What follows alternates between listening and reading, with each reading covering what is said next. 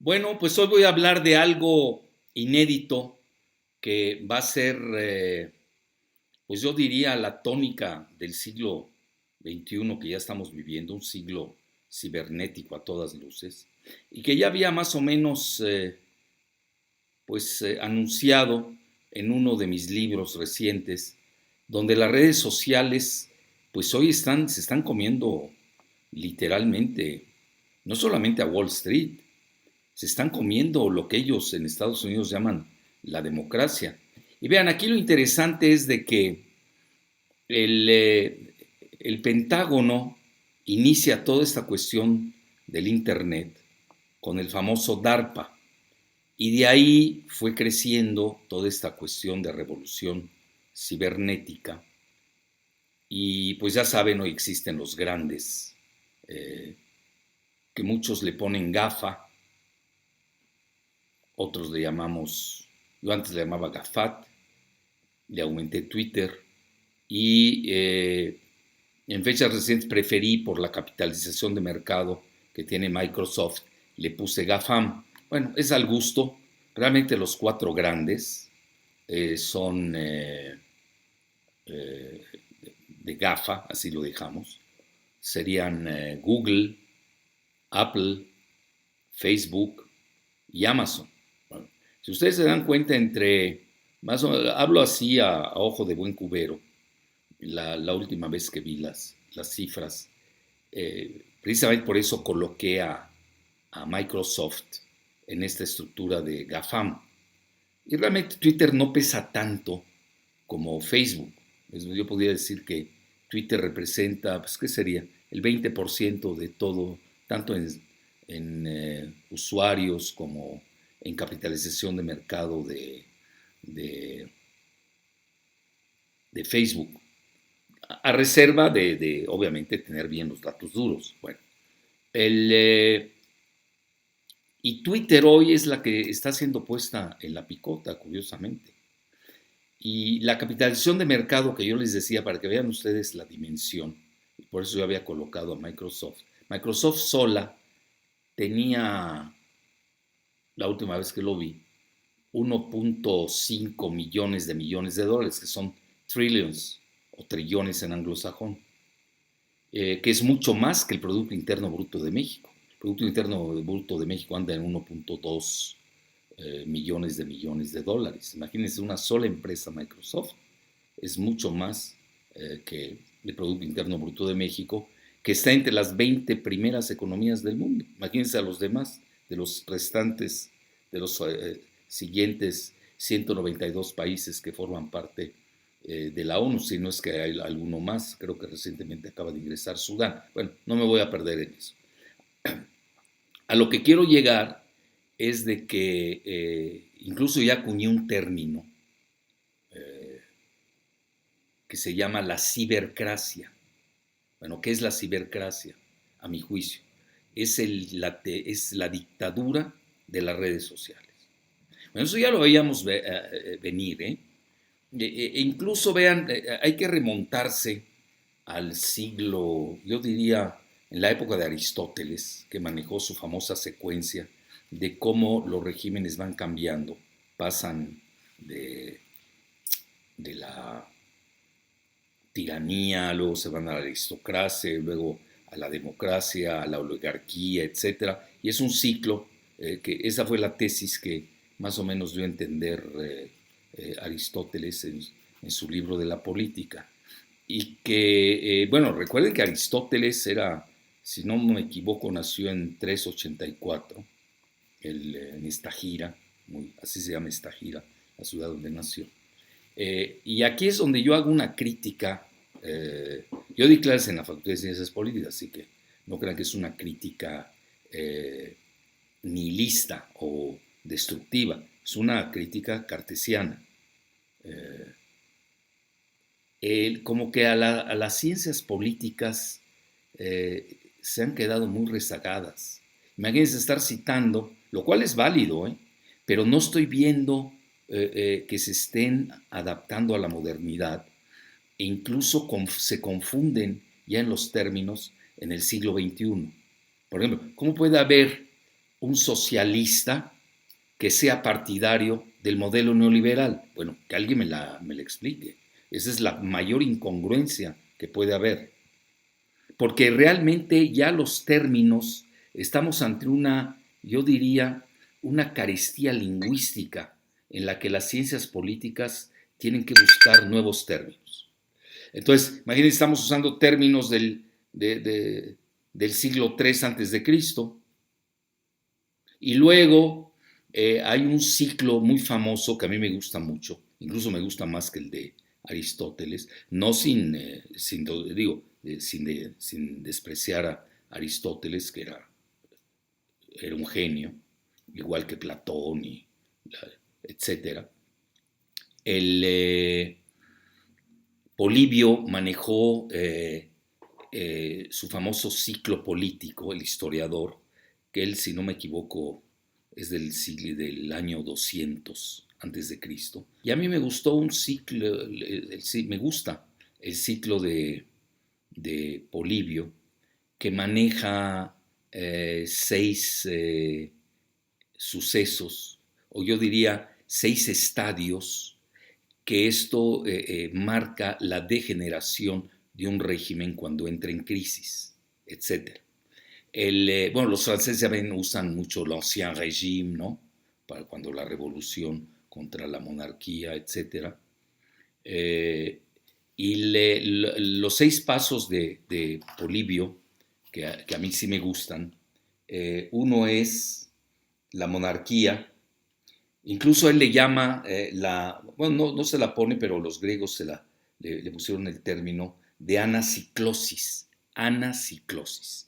Entonces, primero empezaría con la monarquía, luego seguiría la tiranía, luego la aristocracia en tercer lugar, en cuarto lugar la oligarquía, en quinto lugar la democracia y en sexto lugar la oclocracia, que de hecho ya se había vivido de cierta manera, en algunos lados se vive.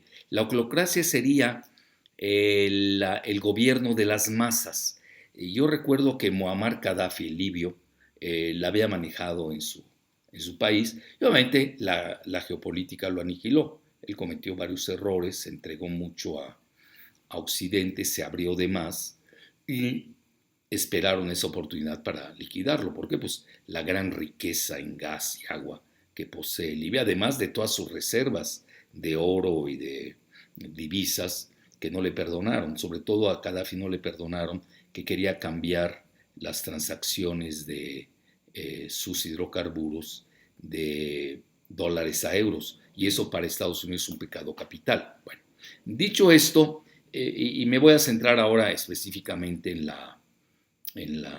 el asunto este de Twitter, que lo acaba de citar, o lo van a citar en estos días, por el Comité Judicial del Senado, que está en manos del Partido Republicano. Y por ende, como ellos han sido los más afectados en este momento, pues ellos van a usar de sus privilegios legislativos y han puesto literalmente en la picota a Twitter, que no es la primera vez que entra en problemas. Yo diría que Twitter es el más débil de esta cadena, que hablamos de las redes sociales, y es el más vulnerable.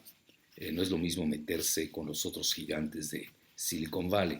Y va a ser una prueba de fuerza muy interesante la que se va a escenificar en el Congreso, hasta dónde van a llegar. Que ya de por sí, aquí lo tengo que decir puntualmente, el Partido Demócrata ha sido realmente, y además yo lo apruebo, ha sido particularmente feroz para desmantelar ya los grandes monopolios que han creado las redes sociales.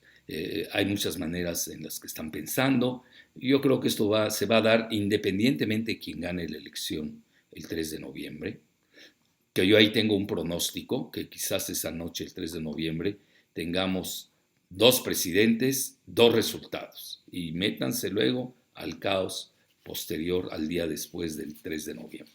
Bueno, entonces, independientemente de quién sea el vencedor, ya existe ahí sí hay un consenso entre demócratas y republicanos de pues acabar con estos grandes monopolios, aplicar la ley antitrust, que ellos manejan mucho en Estados Unidos desde la época de Roosevelt, que realmente él pues se le fue a la yugular a todos los monopolios de su época. Y Estados Unidos tiene esas famosas leyes antitrust. Bueno, vean, en lo que estoy hablando no existía, obviamente, en la secuencia política de Aristóteles ni en el ciclo político de Polibio. Estamos hablando en el siglo III y en el siglo I antes de Cristo, pues no existía la palabra cibercracia.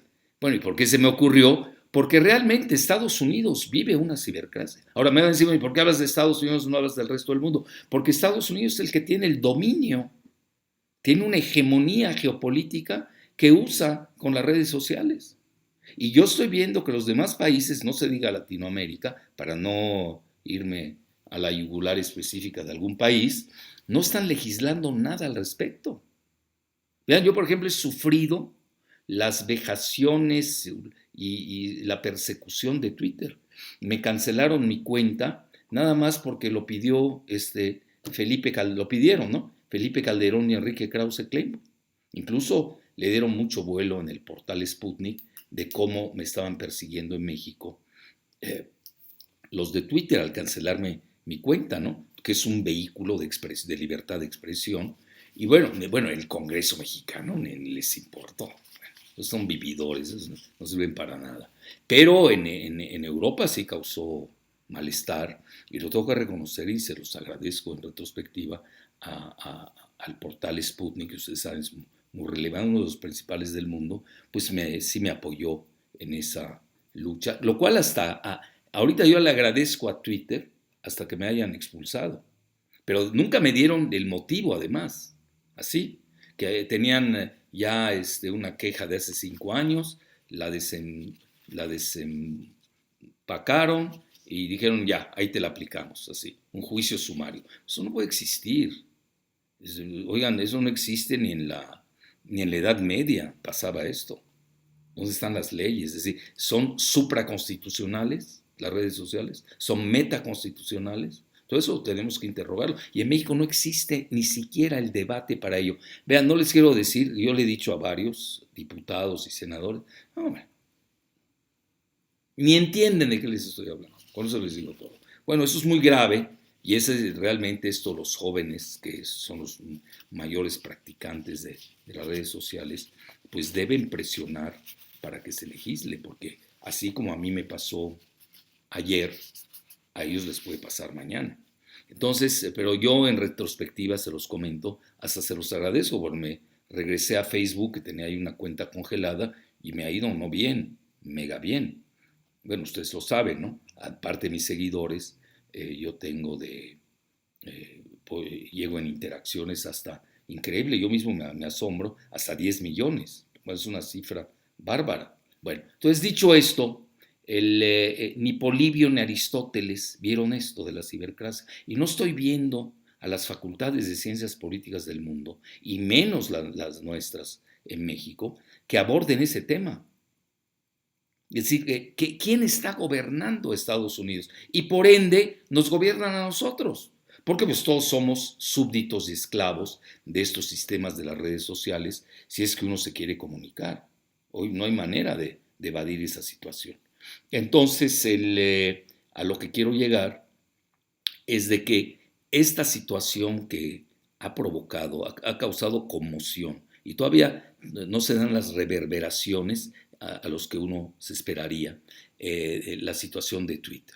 ¿Qué hizo Twitter? Bueno, habían unos correos, yo me voy a centrar en lo de Twitter, no me voy a meter en la cuestión política de Biden y de Trump, pero resulta que los correos tóxicos de las transacciones mafiosas de Hunter Biden, que es el hijo de Joe Biden, que hoy aparentemente, si uno sigue las encuestas, y si alguien cree en las encuestas también, pues es el favorito.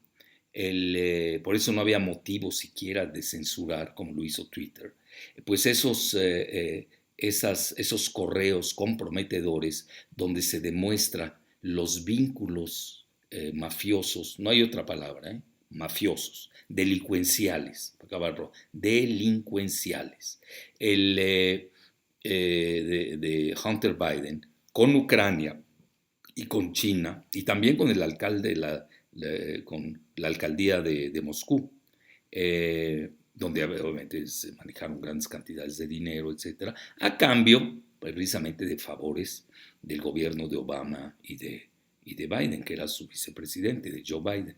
Entonces, bueno, esto lo publica New York Post, que es un periódico, yo diría, icónico en Nueva York, poca gente lo sabe.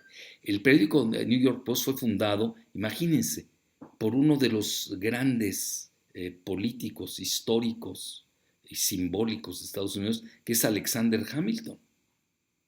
Entonces, el New York Post publica los correos comprometedores de Hunter Biden y se da el lujo Twitter y otras redes sociales de censurarlo.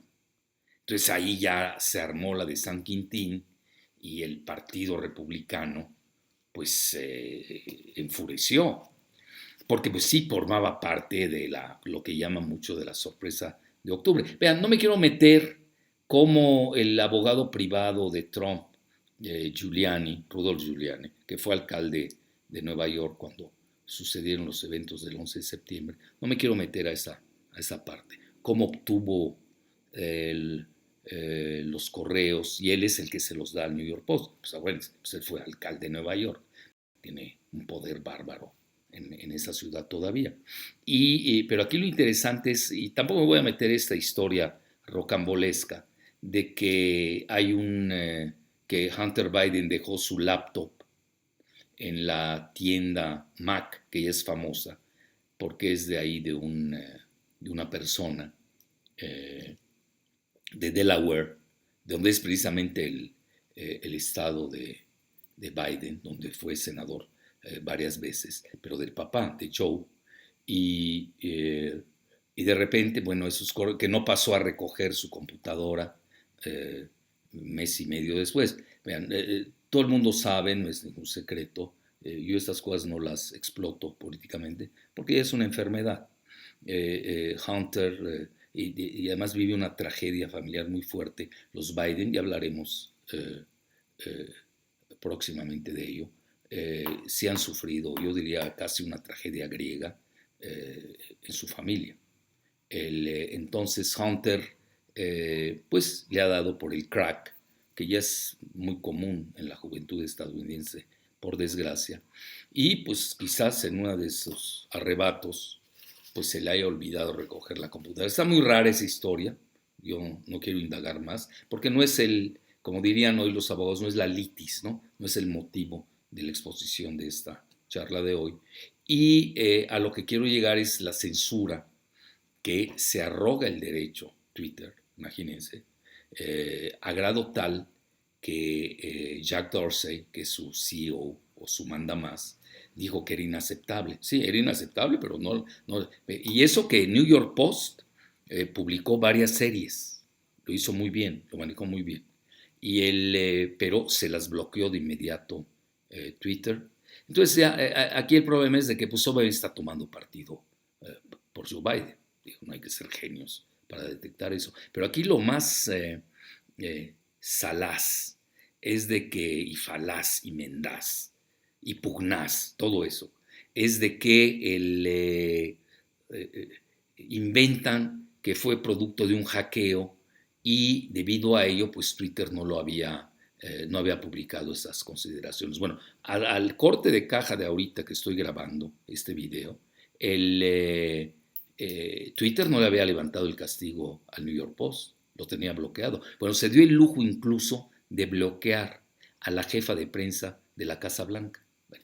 Bueno, entonces, imagínense si una empresita cibernética se da el lujo de bloquear la comunicación y la libertad de expresión en Estados Unidos, bueno, pues eso es un agravio ahora. Yo porque decía que es una cibercracia, vean, los números, no solamente les manejé la cuestión de Microsoft, si ustedes ven Apple y Amazon, cada una vale más de 1 millón de millones o 1 trillion, que casi están a la par del PIB de México cada una. Si ustedes suman, bueno, estamos hablando ya de 3.5 con Amazon, trillones o millones de dólares. Estamos hablando del nivel de Alemania o de Rusia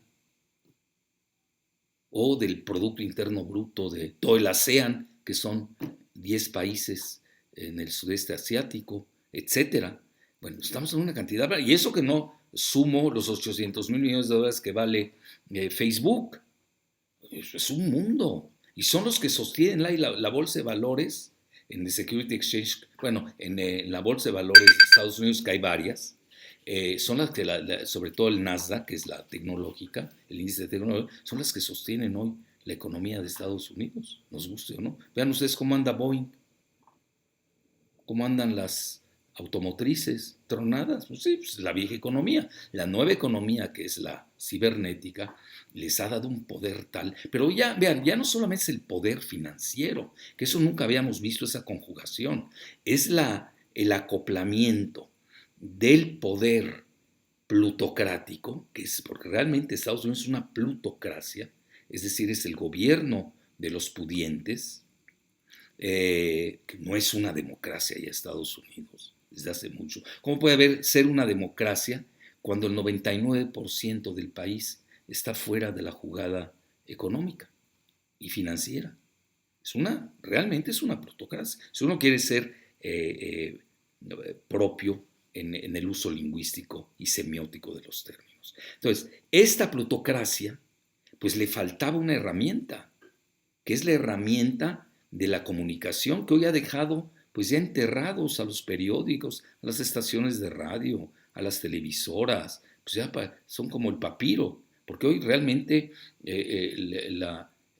donde fluye la comunicación, aparte de todo lo que se hace en las redes sociales, ustedes lo saben mejor que yo, pues hoy tienes esa confluencia bárbara de un megapoder omnipotente que yo le he llamado la cibercracia. Bueno, y aquí vienen los revires. Bueno, ¿qué va a pasar? Ya el Partido Republicano va a citar a Jack Dorsey, pero ya no por la cuestión de los monopolios de Silicon Valley.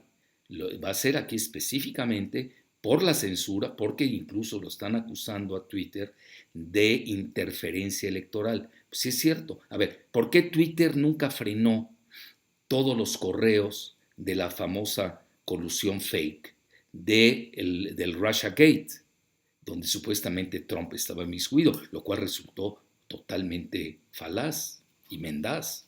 Entonces no lo hizo. ¿Y por qué ahora sí existen dos pesas y dos medidas? Eso es lo que está en consideración. Vean, a mí me da igual si se lo hicieron a los republicanos, si se lo hubieran hecho a los demócratas, hubiera dicho lo mismo.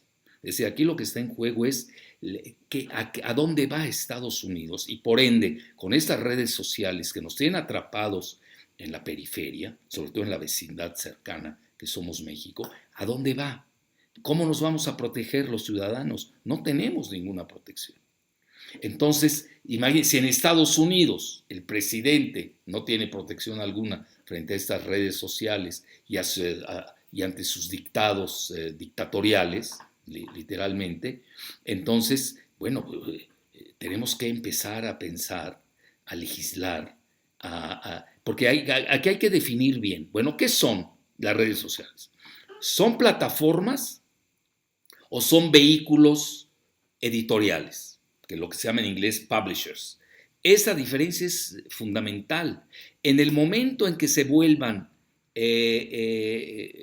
vehículos editoriales, pues ya no pueden tener la famosa protección de la sección 230, que forma parte, que es una patente de corso que les otorgaron a las redes sociales, que forma parte precisamente de esta enmienda que se llama, imagínense la palabreja, ¿no? Enmienda de decencia de las comunicaciones, así se llama.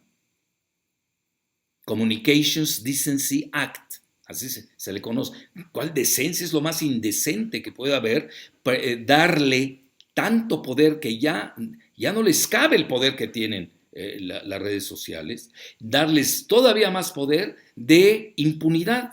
Yo diría más que de impunidad, de inimputabilidad, de patente de corso, como se le llamaba a los piratas, ya saben, sobre todo los británicos, que eran protegidos por la monarquía británica, que pues no se les podía perseguir por ello, pues se les llama patente de corso. Bueno, entonces lo digo en castellano del siglo XXI, y hoy viene esa situación, entonces ya se está pensando, sobre todo dos pesos pesados del Partido Republicano, Lindsey Graham, que es muy influyente, que es el mandamás del Comité Judicial del Senado, igual Ted Cruz, es el cubano, canadiense, tejano, que también es muy bravo, pues ya están pensando citar, a darles un citatorio judicial a Jack Dorsey de Twitter. Me llama la atención que no estén llamando a otros,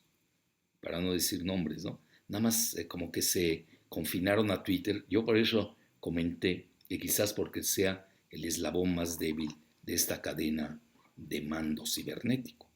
Y luego de eso, también el comité del Partido Republicano ya acudió al equivalente que delinea allá, que es la Comisión Federal Electoral, para que tome en consideración la interferencia electoral de Twitter. Bueno, aquí, vean, ya con esto concluyo.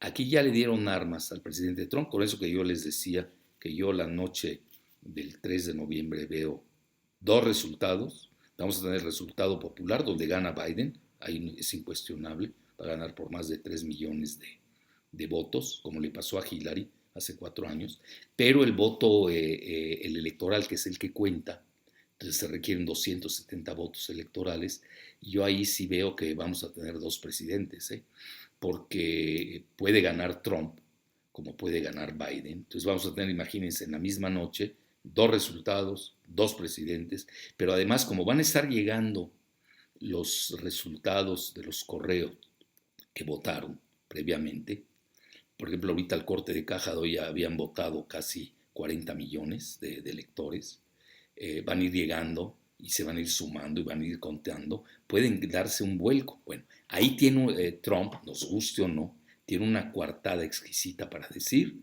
que Twitter interfirió en la elección, que esto es ilegal y por ende no acepta el resultado, que también se está manejando ese escenario. Hay varios escenarios. Antes de la elección yo les voy a dar realmente lo que pienso, humildemente, sobre creo que tengo como 6 escenarios, se los tengo ahí escritos, preparados, de lo que puede suceder the day after, el día después de la elección de Estados Unidos.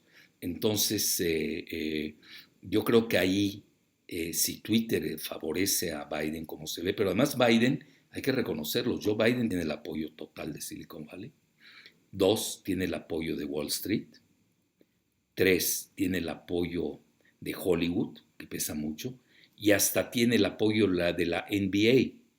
Y hoy con el triunfo de los Lakers en básquetbol, que con este famoso LeBron, bueno, que es Black Lives Matter a lo que da, pues naturalmente esto ha favorecido mucho a Biden, etcétera. Entonces, como que no había necesidad. Si está ganando en los sondeos y ellos están seguros que van a ganar, ¿para qué Twitter comete ese gravísimo error? Que no es nada más de lesa majestad, es un atentado. Yo ya no diría la democracia, porque Estados Unidos no tiene democracia. Estados Unidos vive en un sistema decimonónico del voto electoral, pero no el voto popular. Imagínense de lo que estamos hablando. Realmente que no nos vengan a dar lecciones de lo que no son. Entonces, ya es un grave atentado, yo diría, a la intimidad del ciudadano. Es decir, nosotros hoy peligramos como ciudadanos en nuestra intimidad, porque tienen todos nuestros secretos en sus nubes respectivas, nubes literalmente lo digo desde el punto de vista de la cibernética, y donde pues, no solamente controlan nuestras vidas, sino prevén por nuestras conductas repetitivas, porque el ser humano conforme va creciendo en edad, pues tiene con patrones de conducta más predecibles. Al final del día somos animales de costumbre, los seres humanos. Entonces eso es muy peligroso porque con algoritmos ellos pueden detectar qué vamos a comprar, cómo vamos a votar, mil cosas. Ustedes ya las saben mejor que nosotros. Entonces, hoy lo que traté de hacer es poner, usando precisamente este atentado contra la libertad de expresión y de interferencia electoral y la censura que proveyó Twitter, pues ponernos en alerta como ciudadanos ante el peligro en el que ya estamos inmersos, que se llama la cibercracia.